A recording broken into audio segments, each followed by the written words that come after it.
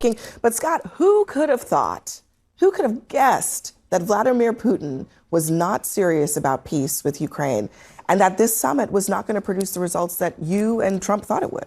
Well, I mean, I think he thought he should try. I mean, the alternative was not to try, so he tried. And now Putin is doing what, many people thought was possible, which is not be serious, not follow through on the commitments they thought he made in Alaska and in some follow-up phone calls when they had the Europeans at the White House. So, look, I tend to be somebody who thinks it's worth trying to create peace deals. It was entirely predictable. I mean, I think this is the problem. Everybody knew that this was what Putin was going to do. They said so from the get-go. The only people saying that Trump was a genius and that this was going to be all totally different. What? Bro, what are you talking about, man?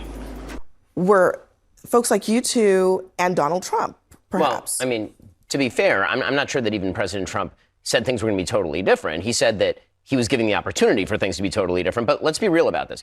6 months ago, everybody would have celebrated on the left and in the center and on my part of the right if President Trump had said, we're going to maintain arms shipments to Ukraine and we might consider further sanctions on Russia. And actually, we're not going to force Ukraine into a bad settlement. A few moments later. Okay, so Trump hasn't done any of the things that everybody thought he was going to do in January of 2025. And now we're ripping him for what, not being hawkish enough? It's kind of funny how the goalposts move every time Trump moves. Trump is heterodox, but he is responsive to reality. I don't think the goalposts have moved, except that Trump has moved them.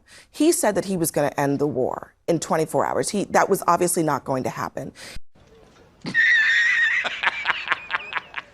He also said that he didn't want to fund Ukraine, and now he's found a backdoor way to doing that by allowing the Europeans to do it. So I don't know that the Trump is Russian tool narrative was untrue. Trump. No, but the Trump was a Russian tool. He was going to come in. He was going to sell out the Ukrainians. He was going to make Vladimir Zelensky give away everything, the entire store. Well, he was kind of headed in that direction, but he pulled back, to his credit. Look.